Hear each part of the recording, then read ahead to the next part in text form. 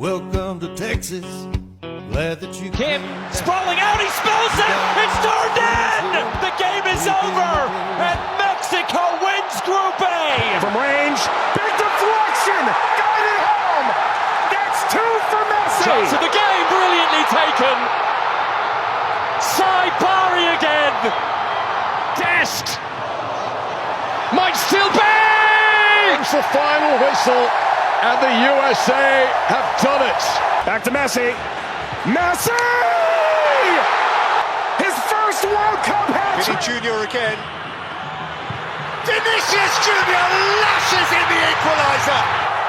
በዚች ለእግር ኳስ ከ30 ዓመታት በፊት ባይተዋር በነበረች ምድር አሜሪካ የዓለም እግር ኳስ ዋንጫ ዘገባ ትዝብቴን ቀጠልኩ። ስታዲየሞች ሙሉ ናቸው።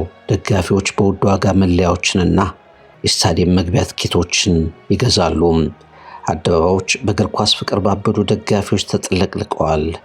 የዓለም እግር ኳስ ዋንጫ ውብደት ከጅምሩ በፊት የነበሩ ውዝግቦች ሰክነዋል። ትኩረት ወደ ሜዳው ጦርነት ዞሯል። ሊዮኔል ሜሲ ሚያሚ ከመድረሱ ቀድሞ መለያው በዚች ሀገር በኩራት ከመለበሱ በፊት የአውሮፓ ታላላቅ ክለቦች መለያ ወደ አሜሪካ ገበያ ከመስረጉ አስቀድሞ እግር ኳስ በቤዝቦል፣ በቅርጫት ኳስ፣ በአሜሪካን ፉትቦል የተደፈቀ ስፖርት ነበር። ሁሉንም ነገር የቀየረው የዓለም እግር ኳስ ዋንጫ ዝግጅት እስኪደርስ ድረስ አሜሪካ በ1994 እና 2026 መካከል እግር ኳስ እንዴት እንዲህ ኃያል ስፖርት ሆነ? የሁለት የዓለም ዋንጫዎች ወግ በትሪቡን ዳሰሳ ከአሜሪካ ቀጥላለሁ።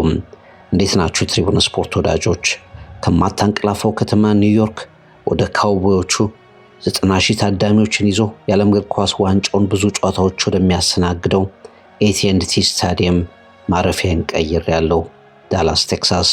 እግር ኳስ በ1994 እና በ2026 መካከል በአሜሪካ የሁለት የዓለም ዋንጫዎች ወግ በትሪቡን ዳሰሳ። አቢሲኒያ ባንክን እንዲሁም ከኒውዮርክ ወደ ዳላስ አቅንቼ የተሟላ ዘገባ እንድልክ የተሟላ ድጋፍ ያደረግልኝን ዘኩራ ፕሮዳክሽን ወንድሜ ዘላለም ኩራባቸውን በትሪቡን ስፖርት አድማጮች ስም አመሰግናለሁ። የሁለት የዓለም ዋንጫዎች ወግ ፍቅር ይልቃል። ዳላስ ቴክሳስ። Welcome to Texas. Glad that you came down. Cameron Burgess puts it into his own net. Stretch down the right side of the defence again. Should be two. And it is two. You got lots of friends here. Take a look around. በ1994 እንደ አውሮፓውያን አቆጣጠር የዓለም እግር ኳስ ዋንጫ ለአሜሪካ ሲሰጥ ትልቅ አደጋ፣ የማያዋጣ ቁማር ተባለ። ከዓለም ዋንጫው 9 ዓመታት በፊት የሀገሪቱ የእግር ኳስ ሊግ በቀውስ ከሰረ። እነ ፔሌ ያነቃቋቸው ኒውዮርክ ኮስሞስን የመሳሰሉ ቡድኖች ትዝታ ሆኑ። ስታዲየሞች ባዶ እና እግር ኳስን ለማትወደው ከብዙ ስፖርቶች አሳንሳ ለምታየው አሜሪካ እግር ኳስን መስጠት እብደት ተባለ። ፊፋ ባቋሙ ጸና። ዓለም ዋንጫ አትላንቲክን ተሻገረ። ያ ውድድር ግን በማይረሳ መንገድ የአሜሪካን የእግር ኳስ ባህል ብቻ ሳይሆን የእግር ኳስ ስፖርትንና የተጫዋቾችን ዕጣ ፈንታም ቀየረ። አሜሪካ በራሷ መንገድ የዓለም ዋንጫን ተቀበለችው። ሆሊውድ ወደ ስታዲየሞች መጣ።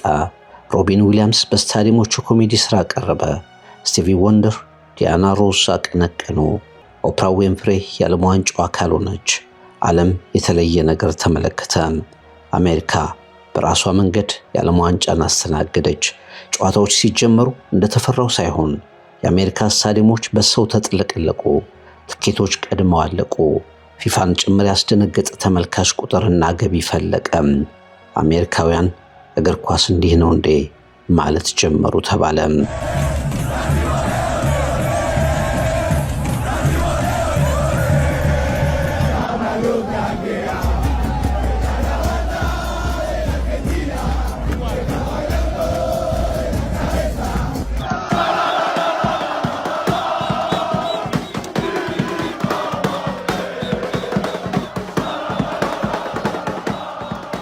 እግር ኳስ ለአሜሪካ፣ ለቻይና፣ ለህንድ ምናቸው ነው ተብሎ እንደሚሾፈው ሜዳ ላይ ማሾፊያ ይሆናል የተባለው የተረሳው ቡድን በትልቁ መድረክ ባልተጠበቀ ሁኔታ መፋለም ጀመረ። ቦራ ሚሊትኖቪች የሚመሩት የአሜሪካ ብሔራዊ ቡድን ቅድመ ግምቶችን አፋለሰ። አሁን የዓለም ዋንጫ ተንታኝ የሆነው አሌክሲ ላላስ በረጅም ጸጉሩና ጺሙ ባጫወቱ ከአሜሪካ አልፎ ታዋቂ ሆነ። ታብራሞስ፣ ኤሪክ ዊናልዳ ተወዳጅ ተጫዋቾች ተባሉ። በአሜሪካ የነጻነት ቀን ጁላይ 4 አሜሪካ ከብራዚል ጋር ተጫወተች። ስታዲየሙ በተለየ ደስታና የአሜሪካን መለያዎች በሚገልጹ ስሜቶች ተሞላ። እስከ መጨረሻው ከብራዚል ጋር ተፋልመው ተሸነፉ። የብሔራዊ ቡድኑ ጉዞ ተገታ። የእግር ኳስ ታሪክ በአሜሪካ ግን ቀጠለ።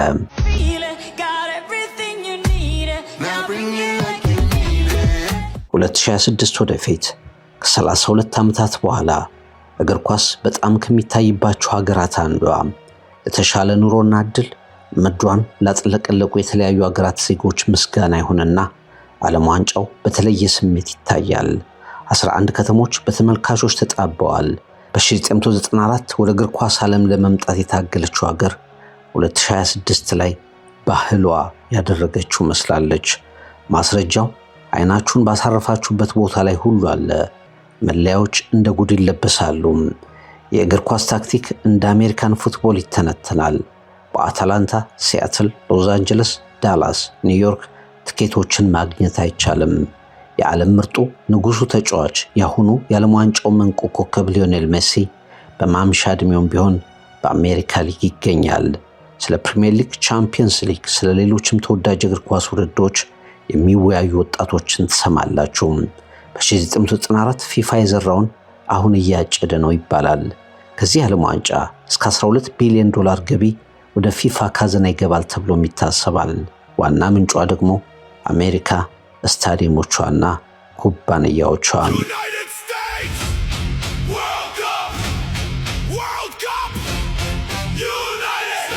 በ1994 የዓለም እግር ኳስ ዋንጫ አንድ አርጀንቲናዊ ታላቅ ርዕስ ነበር። በምድር ላይ ወደ እግር ኳስ ሜዳ ከገቡት ድንቁም አወዛጋቢውም ዲዬጎ አርማንዶ ማራዶና በአሜሪካ ነበር። በግሪክ ብሔራዊ ቡድን ላይ ግሩም ጎል አስቆጥሮ ጀመረ። ዓለም በጥቂቱም ቢሆን በ1986 በ1990 የዓለም ዋንጫዎች የሚያውቀውን ማራዶናን ተመለከተ። ቀጥሎ ማራዶናና እግር ኳስ እስከ ወዲያኛው የተኳረፉበት ድርጊት ተከተለ። የእግር ኳስ ምልክቱ አሜሪካ ላይ ወደቀ።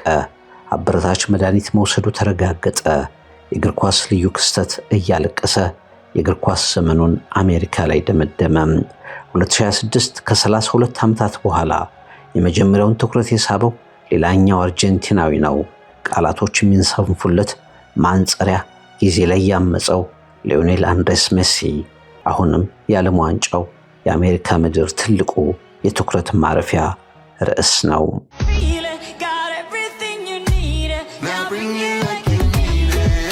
የአሜሪካ የመጀመሪያ ዓለም ዋንጫ የውድድሩን ታሪክ አሳዛኙን ሁነት የመዘዘም ነው።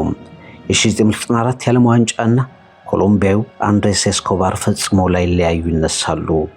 ያ የኮሎምቢያ ቡድን ለዋንጫ የሚገመት አስፈሪ ቡድን ነበር። በእርግጥ አሜሪካ ከኮሎምቢያ እየተጫወቱ ነው። ኤስኮባር አንዲት ስህተት ሰራ። በራሱ መረብ ላይ ጎል አስቆጠረ። የተለመደ የእግር ኳስ ስህተት ነበር። ለጨካኝ የኮሎምቢያ ማፊያዎች ግን እንዲህ አልነበረም። በሜድሊን ግዛት የ27 ዓመቱን ተጫዋች ከ10 ቀናት በኋላ በበርካታ ጥይቶች ገደሉት። ከ32 ዓመታት በኋላ በአሜሪካ የአሁኑ የዓለም ዋንጫ ላይ በየሚዲያው ደጋግመው ከተነሱ ሁነቶች መካከል አንዱ ሆኖ ተመልክቻለሁ። የአንድሬስ ኤስኮባርና የ1994 የዓለም ዋንጫን ክስተት።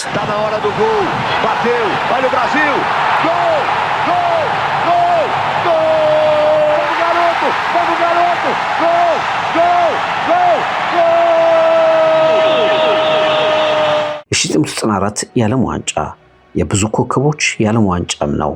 ቡልጋሪያና ሄሪስቶስ ጆሽኮቭ፣ ጆርጅ ሃጂና ሮሜኒያ፣ ሮቤርቶ ባጆና ጣሊያን፣ ሮማሪዮና ብራዚል፣ ማራዶናና አርጀንቲና፣ የርገን ክሊንስማንና ጀርመን፣ ገብርኤል ባቲስቱታና አርጀንቲና፣ ዴኒስ ቤርካምፕና ሆላንድ፣ በቤቶና ብራዚል፣ የስዊድኑ ቶማስ ብሮሊን፣ የካሜሩኑ ሮጀር ሚላ። የ2026ቱ የዓለም እግር ኳስ ዋንጫም በተለየ ሁኔታ የምርጥ ኮከቦች ፍልሚያ ይኖረዋል። ሊዮኔል አንድሬስ ሜሲ፣ ክሪስቲያኖ ሮናልዶ፣ ኬሊያን ምባፔ፣ ኤርሊንግ ብሮት ሃላንድ፣ ሃሪ ኬን፣ ቪኒሺየስ ጁኒየር፣ ጁድ ቤሊንግሃም፣ ላሚን ያማል፣ ኦስማን ዴምቤሌ፣ ማይክል ኦሊሴ የኮከቦች ትንቅንቅ እንደገና የሚታይበት የዓለም ዋንጫ ይመስላል።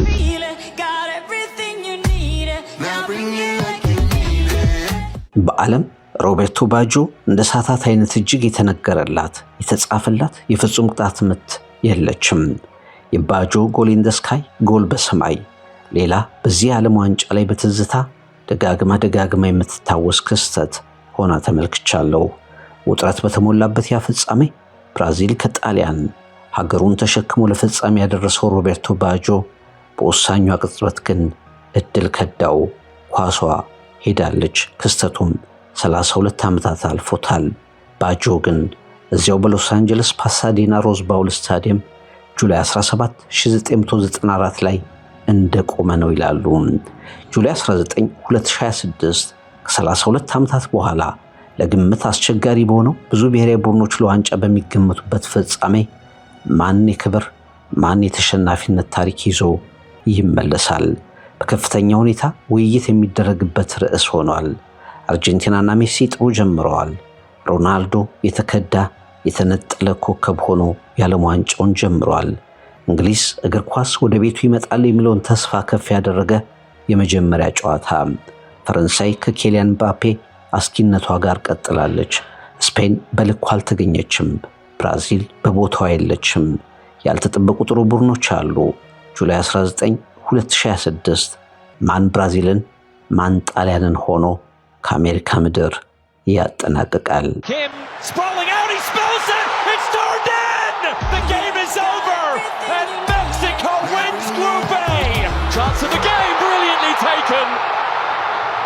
Saibari again.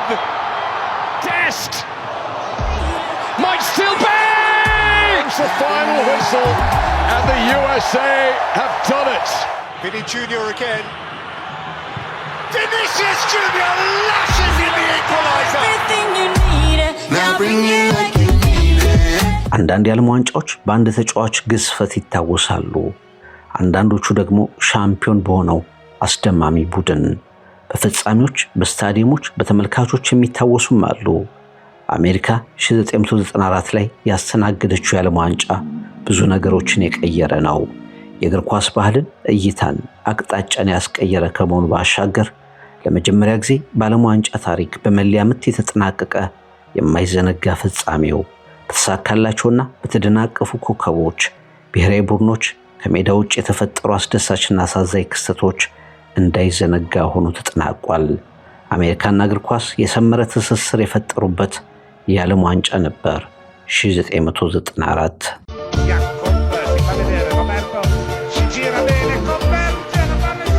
2026 የዓለም እግር ኳስ ዋንጫስ ከጅምሩ በተለይም በተሳታፊዎቹ ስፋት ለሁሉም ምቹ የሆነ ውድድር የመከታተል ዕድል ባለመፍቀድ በፖለቲካዊ ውሳኔዎች ጣልቃ ገብነት በሞቃታማ የአየር ንብረት ጉዳይ በትችት ቢጀምርም አሁን በሜዳ ላይ በሚታዩ ሁነቶች መልኩን እየቀየረ መጥቷል። የሜክሲኮውያን የቀለጠ የእግር ኳስ ፍቅር፣ የካናዳውያን ለሁሉም አክብሮት ያለው መስተንግዶ፣ የአሜሪካውያንን ለስፖርቱ ከፍ ያለ ዕድል የማመቻቸት መልክ እየተጠቀመ የዓለም ዋንጫው እስካሁን ተጉዟል። የመጨረሻ ዕድላቸውን ለመሞከር ስመጥር ኮከቦች ደርሰዋል። ቦታውን ለመረከብ አዳዲሶቹ አሰፍስፈዋል። የዓለም ዋንጫውን ውዱን ሽልማት ለመሳም ሀገራት ከደጋፊዎቻቸው ጋርም ተገኝተዋል። እያንዳንዱ ከተማ የየራሱን መልክ ይዞ የዓለም ዋንጫውን ተቀብሏል። በ1970 ፔሌ ንግስናውን ወስዷል።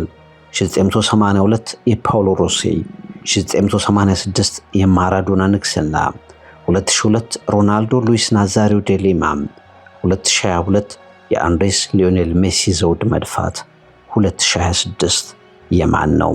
ለቀጣይ ቀናት በዘመናዊነቱ ብዙ ከተባለለት 9 የዓለም ዋንጫ ጨዋታዎችን ከሚያስተናግደው AT&T ዳላስ ስታዲየም አካባቢ የዓለም ዋንጫ ዳሰሳይንና ትዝብቴን እቀጥላለሁ። የሁለት የዓለም ዋንጫዎች ወግ በትሬቦን። ፍቅር ይልቃል፣ ዳላስ ቴክሳስ። Welcome to Texas. Glad that you came. Dest You got lots of might still be. It's the final whistle, and the USA have done it. From range, big deflection, got it home. That's 2 for Messi. Vinny Jr. again. You got lots of friends here. Vinicius Taking Jr. a break. lashes in the equalizer. Back to Messi. Messi! His first Welcome to Texas. Glad that you came down. You got lots of friends here. Take a look around.